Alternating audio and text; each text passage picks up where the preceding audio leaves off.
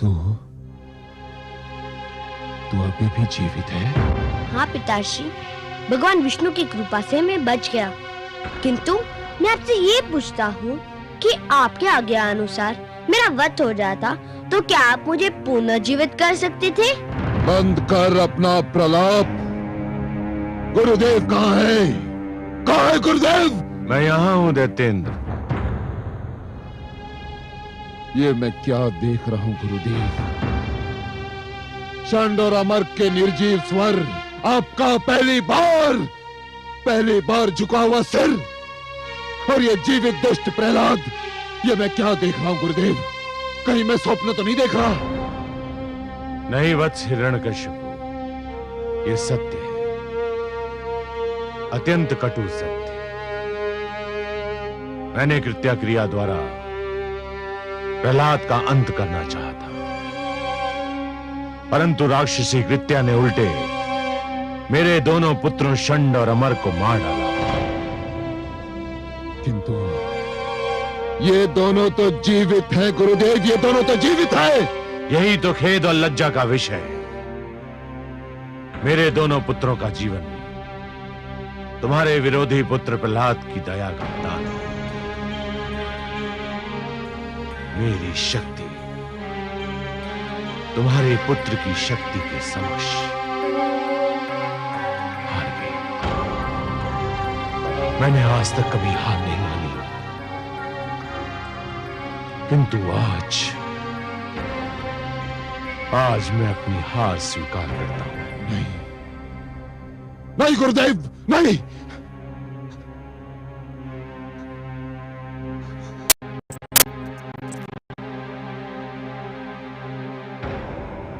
ये नहीं हो सकता, ये नहीं हो सकता,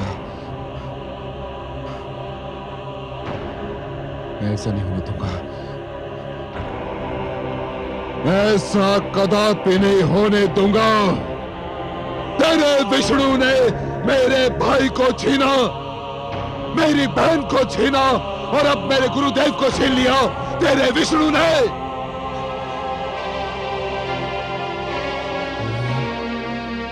अब तक केवल इसलिए बचता रहा क्योंकि मैंने तेरे वध का कार्यभार दूसरों को सौंपा, क्योंकि मैं तेरे रक्त से अपने हाथ नहीं रंगना चाहता था, किंतु अब ये अशुभ कार्य मुझे स्वयं करना होगा। नहीं, स्वामी छोड़ दीजिए मेरे पुत्र को। हट जाइए। नहीं स्वामी, नहीं। हट जाइए। नहीं।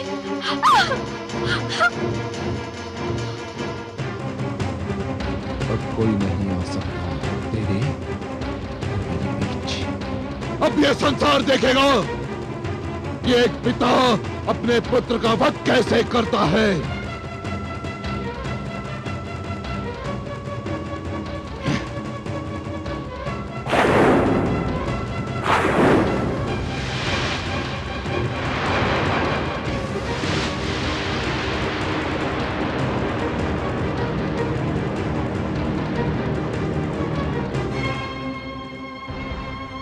अब मैं इस आसुरी खड़क से तेरा शीश उतारूंगा। सारे संसार में घुमाया जाएगा तेरा शीश, ताकि संसार में जो भी विष्णु भक्त बचा है तेरा कटा हुआ शीश देखकर विष्णु का नाम भूल जाएगा। मैं यहां बैठे सबको चेतावनी देता हूं कि कोई मेरे और इस दुष्ट के बीच आने का साहस न करे। हे आदरणीय पिताश्री, मेरे और आपके बीच तो कोई बहुत पहले से आरंभी से उपस्थित है। कौन है वो? मेरे श्री विष्णु भगवान। नहीं प्रहलाद, कहाँ है वो? मुझे क्यों नहीं दिखाई देता? आप अपने मन से झूठा अहंकार हटा दीजिए, वे आपको भी दिखाई दे जाएंगे। झूठ बोलता है तू, झूठ बोलता है। तेरे विष्णु में इतना साहस नहीं कि वो मेरे भगवान हिरण्यकशिपु के समीप आ सके। समीप नहीं पिताश्री, वे तो आपके भीतर भी है, बस आप देखने का प्रयत्न नहीं करते। तो रोक ले अपनी जीभ, रोक ले, अन्यथा सबसे पहले मैं तेरी जीभ काट कर फेंक दूंगा, जिस पर तू बार बार मेरे भ्राताश्री और बहन के हत्यारे का नाम ले रहा है। आप जीभ काट देंगे तो मैं मन ही मन उनका नाम लूंगा। मेरे विष्णु के लिए स्मरण ही पर्याप्त है। वे हर मन में है, कण कण में है। अच्छा, तो तेरा विष्णु तेरे मन में है, हर कण में है।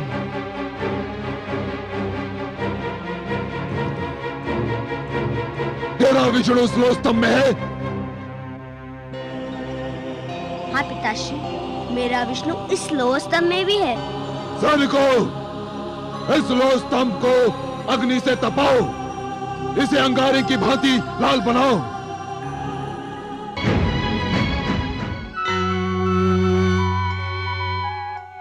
विष्णुलोक में आपका स्वागत है आदि प्रजापति। हे लक्ष्मी नारायण, रोकिए, इस नरसिंहार को रोकिए, नहीं तो अनर्थ हो जाएगा। आप ही कोई उपाय बताइए ब्रह्मा जी। मेरी समझ में नहीं आ रहा है। मैंने प्रहलाद के भाग्य लेख में उसे हिरण्यकशिपु के हाथों मारा जाना नहीं लिखा है। दूसरी ओर मैंने हिरण्यकशिपु को भी ऐसा वरदान दे रखा है कि वो मर नहीं सकता। इसीलिए मैंने सदैव यही कहा है हे ब्रह्मा, कि वरदान देने से पहले यह अवश्य सोच लेना चाहिए कि वरदान किसे दिया जा रहा है, क्यों दिया जा रहा है। जिसे यह वरदान दिया जा रहा है वो व्यक्ति इस वरदान का पात्र है भी या नहीं, और यदि है भी तो क्या वो उस वरदान का उचित उपयोग करेगा या नहीं। वो उस वरदान को आत्म सुख का उपहार मानेगा या दूसरों को दुख देने का शस्त्र। हे ब्रह्मा, जिस प्रकार शिशु के हाथ में खड्ग थमा देना अनदेखे संकट को निमंत्रण देना है, उसी प्रकार एक दुष्चरित्र व्यक्ति को वरदान दे देना अपने लिए और सृष्टि के लिए घातक घटनाओं को निमंत्रण देना है। आप सत्य कहते हैं, पर धनुष से बाण निकल चुका है। वरदान तो मैं दे चुका हूं, अब क्या हो सकता है। आपको कुछ तो करना ही होगा। मेरे वरदान के अनुसार हिरण्यकशिपु न दिन में मर सकता है, न रात में, न घर के भीतर मर सकता है, न घर के बाहर, न धरती पर मर सकता है, न आकाश में, न कोई पशु से मार सकता है, न मानव अथवा देवता, न कोई अस्त्र उसकी मृत्यु का कारण बन सकता है, और न ही शस्त्र।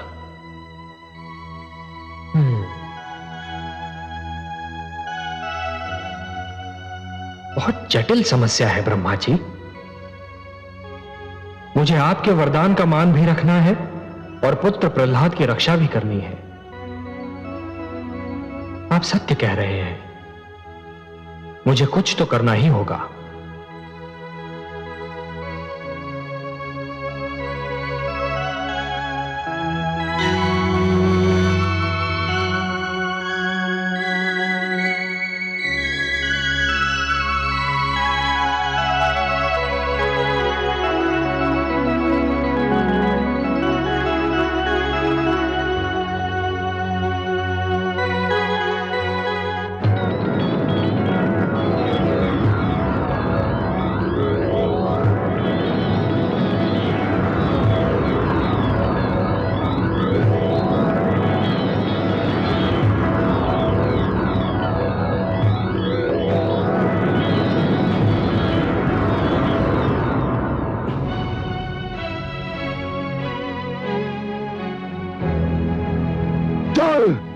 नहीं स्वामी, मत ले जाइए मेरे लाल को, छोड़ दीजिए उसे, क्षमा कर दीजिए, मत ले जाइए उसे, क्षमा कर दीजिए स्वामी, मत ले जाइए, मत ले जाइए, मत ले जाइए।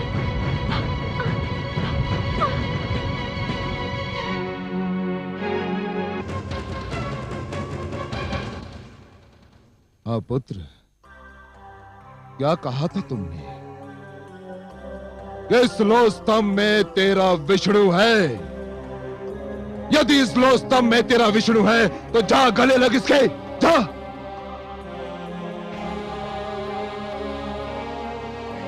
आगे बढ़ दुष्ट, अपने विष्णु का आलिंगन कर, जा। जो आज्ञा पिताश्री, आपका आशीर्वाद चाहिए। ओम नमो भगवते वासुदेवाय। ओम नमो, ओम नमो।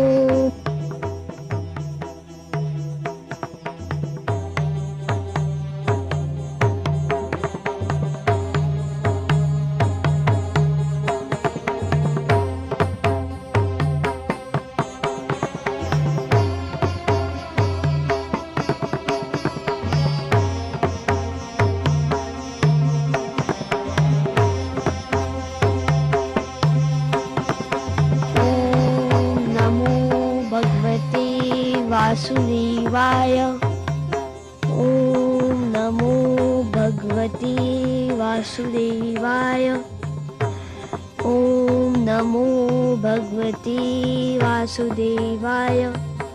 ओम नमो भगवते वासुदेवाय।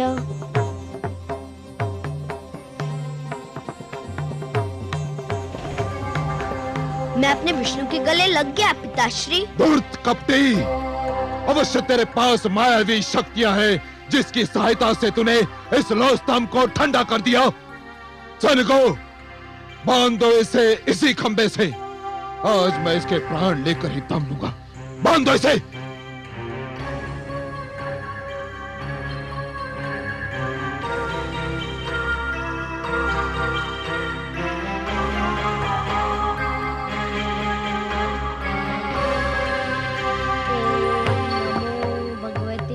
वासुदेवाय।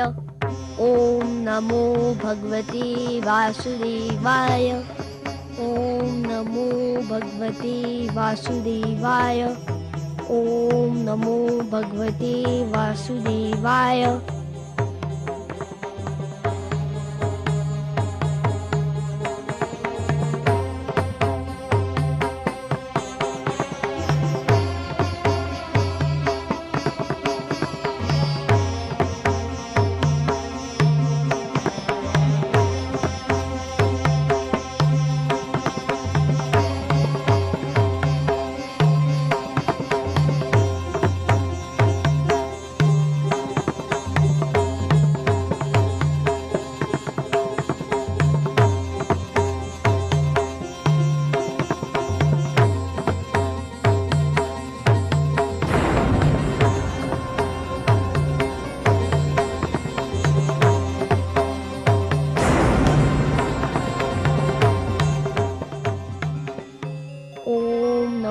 भगवते वासुदेवाय।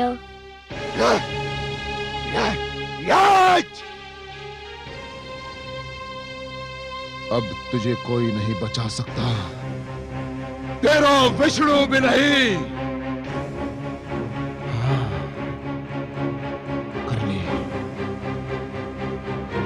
कर ले अपने विष्णु का मन भर के स्मरण कर ले। यदि तेरे कथनानुसार इस स्तंभ में विष्णु है तो सकते कि वो बाहर निकलकर तुझे दर्शन दे और तेरे वध का दृश्य भी देखे।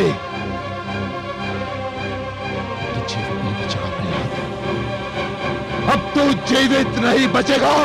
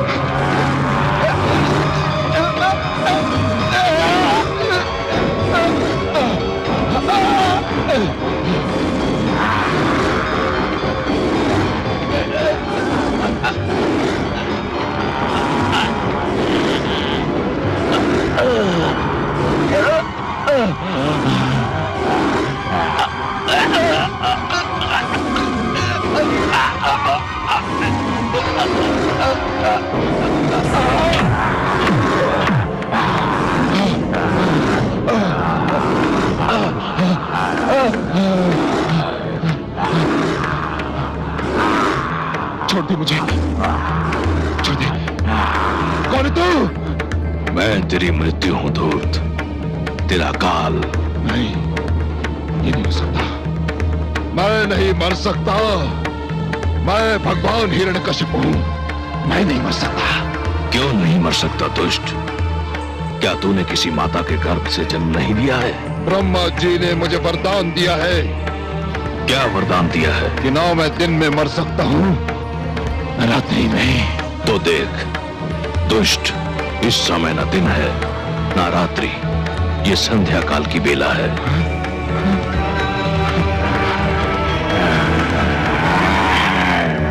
ना मैं घर के भीतर मर सकता हूं, न घर के बाहर। तू न घर के भीतर है न घर के बाहर, तू इस समय चौखट पर है।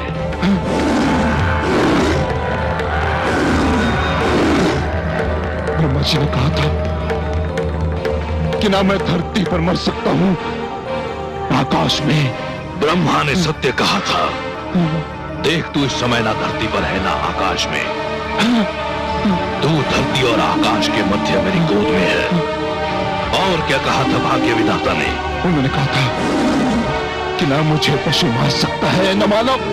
मुझे ना कोई पशु मानेगा ना मानव। मैं आधा नर और आधा सिंह। मेरा नाम नरसिंह है। और क्या कहा था? उन्होंने कहा था कि मेरी मृत्यु अशस्त्र संभव है, न अस्त्र से। मेरे हाथों में ना कोई अस्त्र है ना शस्त्र। मैं अपने नखों से तेरा उदर चीर कर तेरा वध करने जा रहा हूं। अरे बचाओ, अरे बचाओ, कोई। तेरा अंत निकट आ चुका है मूर्ख। तू बच जाता तो एक ऐसी परंपरा का जन्म होता जो समस्त सृष्टि के लिए अनर्थकारी सिद्ध होती। पिता जन्मदाता है, यदि वही अपने पुत्र का वध करने लग जाए तो सृष्टि का क्या होगा? बचाओ।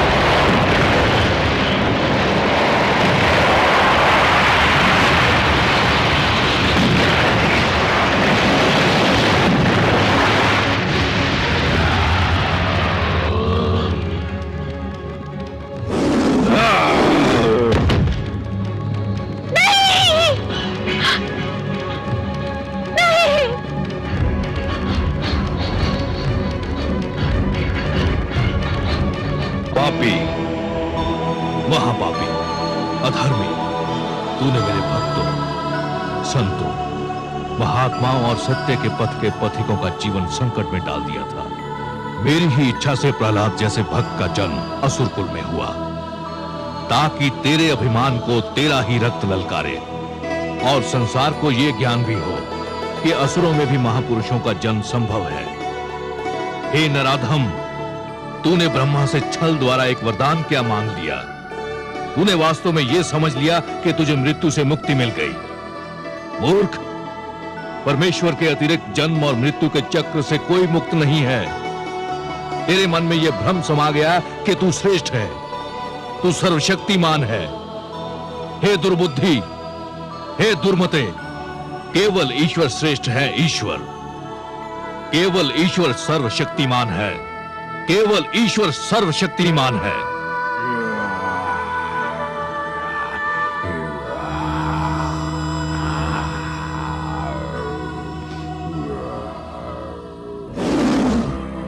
शांत हो जाइए हे विश्वेश्वर, शांत हो जाइए। नहीं, आज संसार को यह ज्ञात हो जाना चाहिए कि परमेश्वर की शक्ति को ललकारने वालों का क्या परिणाम होता है।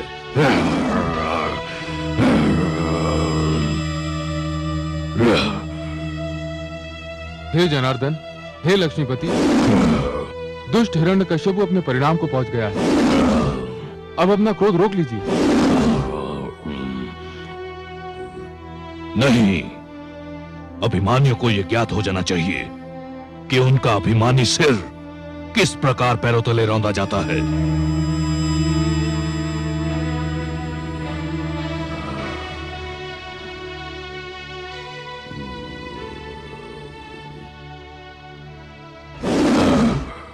हे वासुदेव, आपने न्याय कर दिया है। हिरण्यकशिपु के शरीर के साथ उसका अभिमान भी ठंडा पड़ चुका है। अब अपने प्रकोप को समेट लीजिए, नहीं तो समस्त सृष्टि उसकी चपेट में आ जाएगी।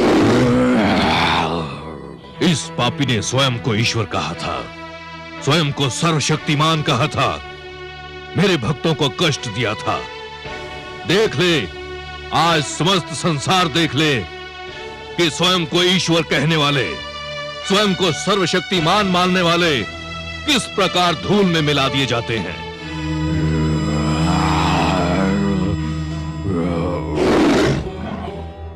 हे दया निधान, हे कृपा सागर, हे करुणा सिंधु, मैं जानती हूँ जब मानवता पे कोई संकट आता है, जब कोई आपके भक्तों को सताता है, तब आपके मन में क्रोध का ज्वार उमड़ता है।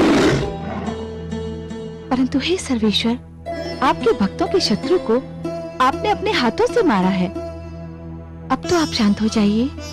कैसे शांत हो जाऊं? अधर्म को कैसे सहन कर लूं? अधर्म मेरे समक्ष मृत पड़ा है और अधर्म को तो मैं मृतक रूप में भी नहीं देख सकता।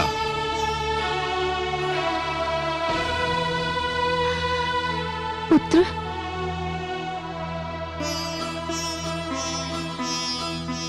पुत्र, इनके क्रोध का कारण है तुम्हारा कष्ट। केवल तुम ही इनके क्रोध को शांत करा सकते हो। यदि इनका क्रोध शांत नहीं हुआ तो प्रलय आ जाएगी, सारी सृष्टि संकट में पड़ जाएगी। आओ पुत्र। ओम नमो भगवते वासुदेवाय। हे मेरे वासुदेव, मेरे विष्णु, मेरे मन में जन्म से आपकी जो छवि बसी है वह बड़ी सुंदर, बड़ी कोमल, बड़ी मनमोहक है। मैंने हर पल उसी छवि को पूजा है। हे जगदीश्वर, मुझे आपके इस विकराल रूप से डर लग रहा है। मैं जानता हूँ आपके क्रोध का कारण है मुझे दी जाने वाली यातनाएं, मुझे पहुंचाया जाने वाला कष्ट। उन यातनाओं और कष्ट का आपकी कृपा से अंत हो चुका है। हे वासुदेव, विश्वास कीजिए, मैंने आपसे अपने भाई आह्लाद और गुरुजन शंडर अमर के जीवन की भिक्षा अवश्य मांगी थी, परंतु पिताश्री के जीवन की भिक्षा कदापि नहीं मांगूंगा। वे आपके बैरी थे, आपने न्याय कर दिया। अब आप शांत हो जाइए और मुझे अपना वह मधुर रूप दिखा दीजिए जो मेरे मन में बसा हुआ है। हे वासुदेव, मेरी विनती सुन लीजिए, मेरी प्रार्थना स्वीकार कर लीजिए।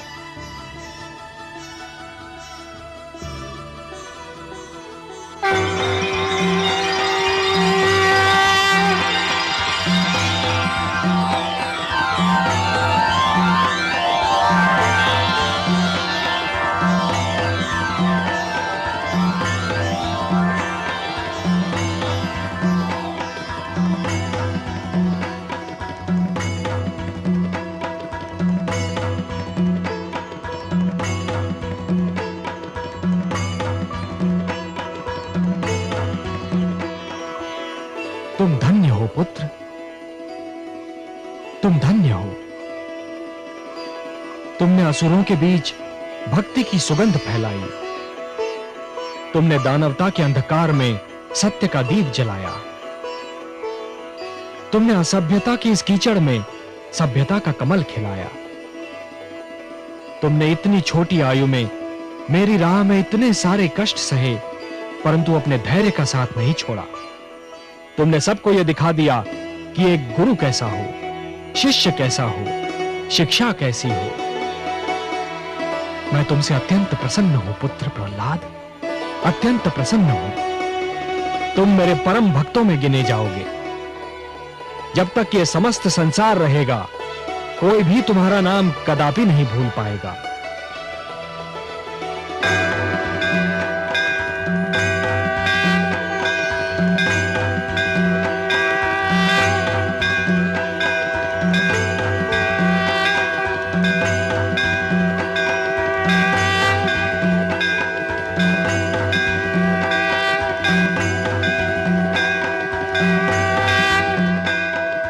पद्मनाभ, हे वासुदेव, आपको कोटि कोटि प्रणाम।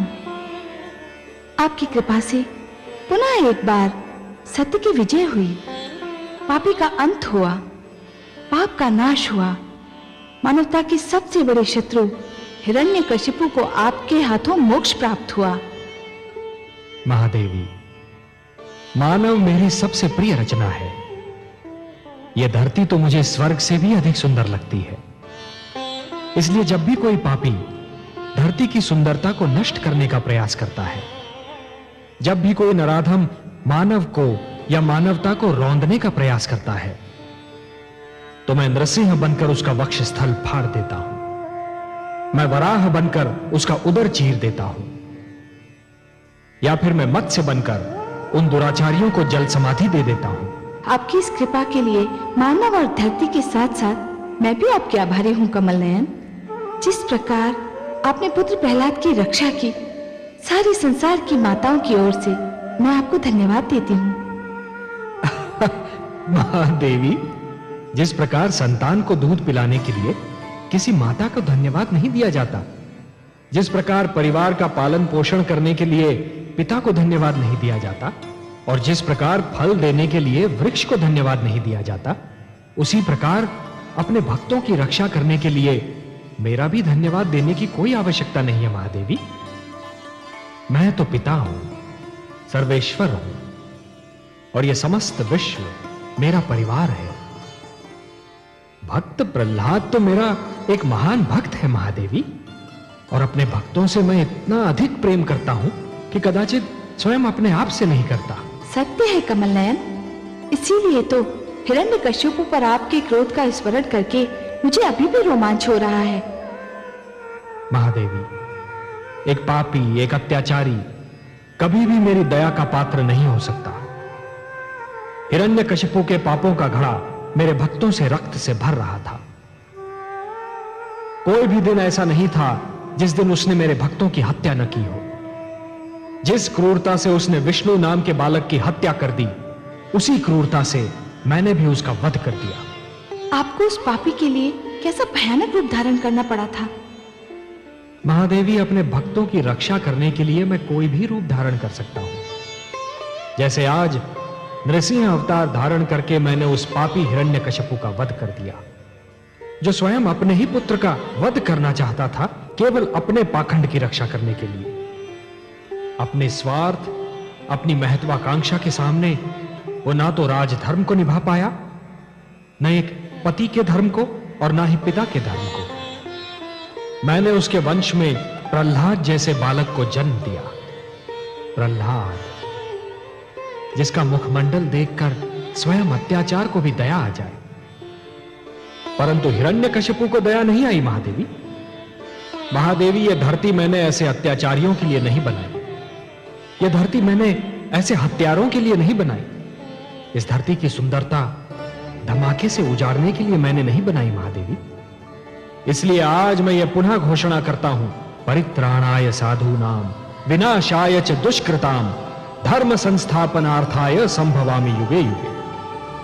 जब जब धर्म पर संकट आएगा महादेवी, और ये दुष्ट जन महात्माओं को कष्ट पहुंचाएंगे, तब तब धर्म की रक्षा करने में आऊंगा, धरती और मानवता की रक्षा करने में आऊंगा और हर युग में आता रहूंगा।